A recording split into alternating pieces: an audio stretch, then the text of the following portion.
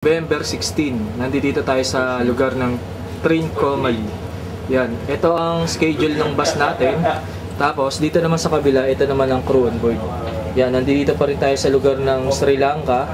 At ito ang crew on board natin, 1830. Ito yung lugar ng Trincomalee dito sa Sri Lanka. Kaya lang, maghihintay tayo ng shuttle bus kasi malakas ang ulan.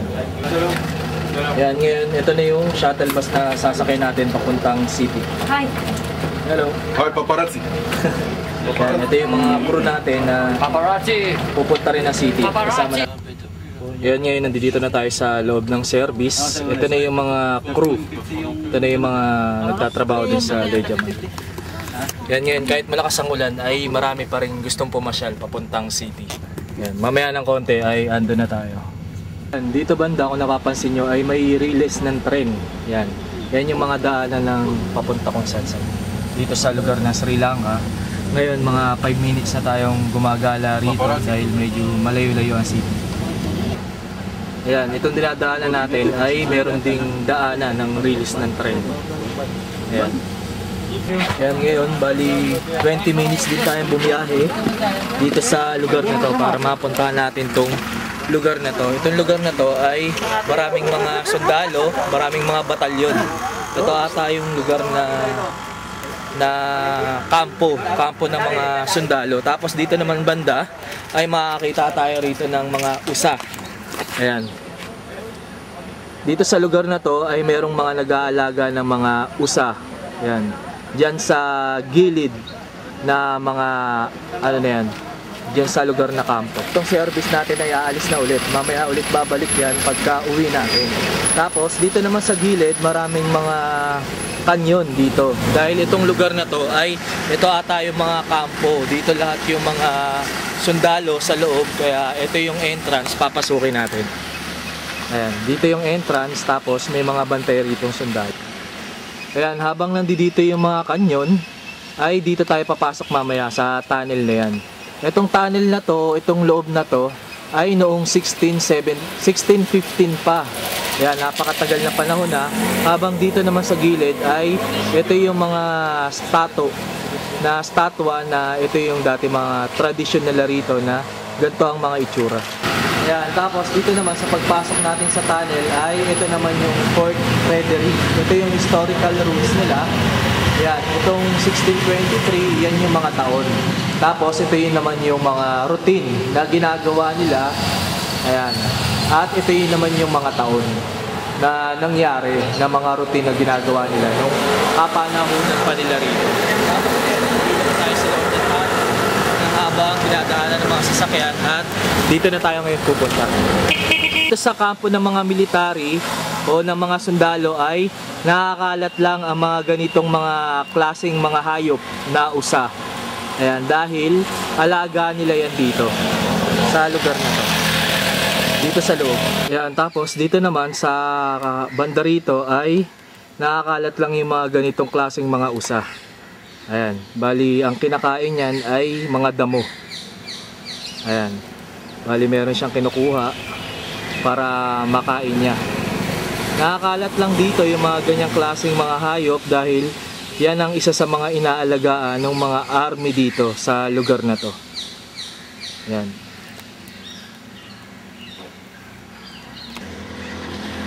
Ayan, dito sa lugar na to ay napakaraming mga gantong klaseng mga usa. Yan, kahalubilo niya yung mga ibon at itong mga aso dito sa lugar na yan, sa kampo na yan. Tapos dito meron din. Kaya lang medyo natakot sa akin kaya medyo lumayo. Ayan. Yung mga ganitong klaseng mga hayop ay nakakalat lang dito sa lugar na to dahil wala namang gumagalaw. Ayan. Kaya kahit na walang tali o lubid sa leeg niya ay hindi naman ginagalaw yung mga taga rito. Ayan, yung mga ganitong klaseng hayop.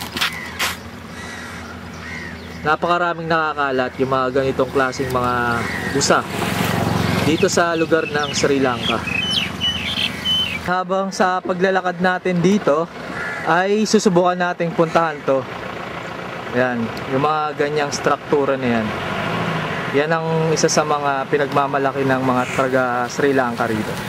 Ayan, bali dito ay na-videohan natin ang mas malapit.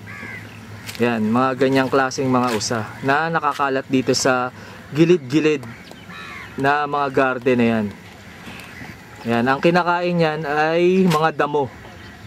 Yan, dahil yan ay kinakain din ng mga tao. Ganitong klaseng mga usa na nakakalat lang dito. Yan, medyo umaambo na naman. Tapos dito naman ay mga bilihan ng mga kung ano-anong mga kailangan ng tao. Tapos dito rin ay stasyon ng bus dyan sa lugar na yan. Tapos dito naman ay ito yung Torre, dahil ito ang lugar ng city nila rito.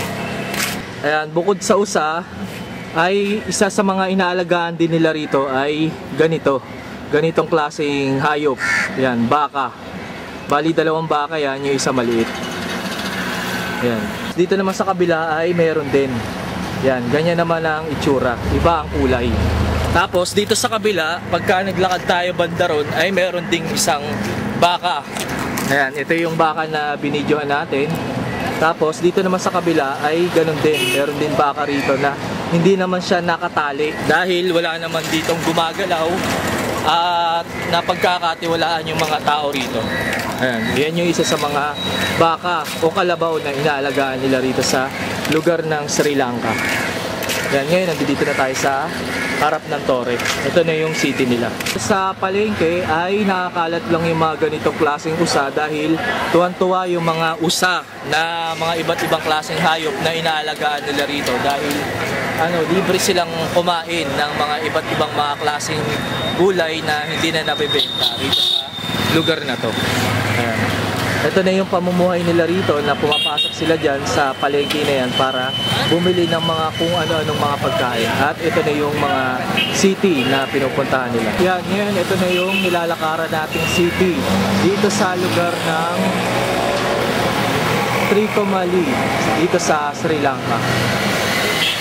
Ayan, tapos ito naman ang bangko nila rito. Ayan.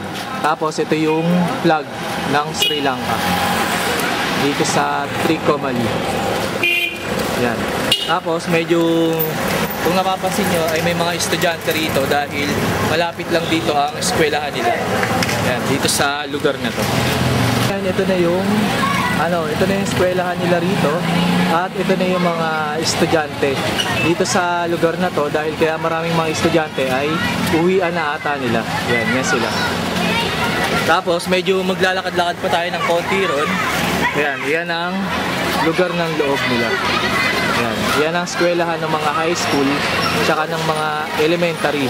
Yan, bali pasikot-sikot lang sila rito dahil dito yan sila nakatira. Tsaka meron din dito na pagkahalimbawang malayo ang bahay ay siniservisan lang nila ng mga ganitong mga klaseng motor o kaya meron silang mga sariling mga bike para makauwi sila sa kanilang mga bahay-bahay. Yan sila. Pagkatapos nilang mamasyal dito ay pwede rin silang dumiretso sa lugar kung halimbawa kung saan nila gusto pumunta.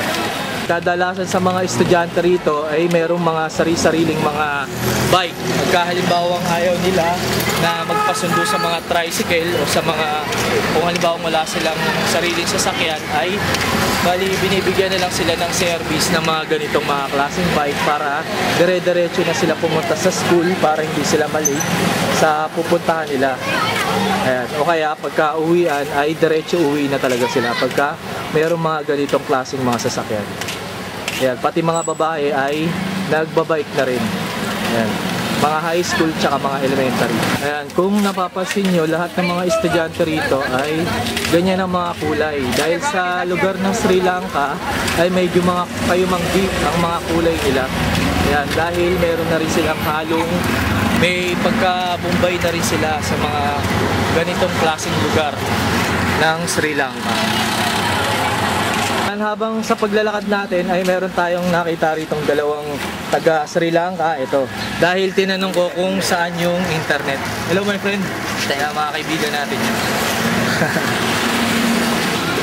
Ayan, balik silang dalawa ay naka-bike lang. Ayan, kaya sila yung dalawa kong pinagtanungan kung saan dito yung internet. Tapos yung mga ibang mga estudyante rito ay palakad-lakad na lang din dahil dito lang banda yung eskwelahan na na-videohan natin kanina. Nandito nag-aaral yung mga taga-high school at taga-elementary. Lahat ng mga tao rito ay ito yung subdivision nila. Halos lahat sila rito ay dito banda nakatira. Yan, tas ngayon dito na yung internet. Thank you my friend.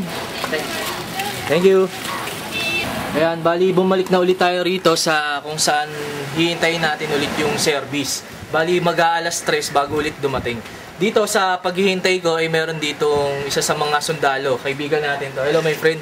Yan, ito yung isa sa mga nagbabantay rito para maprotektahan yung loob ng castle na yan. Dahil diyan sa loob na yan ay maraming mga turista na pumupunta at saka marami ring mga Buddhism.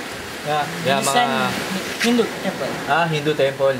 Okay. Yan dyan sa loob na yan ay merong Hindu temple. Yan, maya-maya ng konti ay uuwi na tayo. Yan, dyan sa loob na yan ay napakaraming mga sundalo o military. Yan yung pinasok natin kanina dyan sa loob na yan. Tapos, mamaya-maya ng konti ay dito ulit paparada yung bus na inintay natin. Tapos may mga umaali-aligin din dito na mga sundalo. Ayan, bali yan sila. Thank you my friend.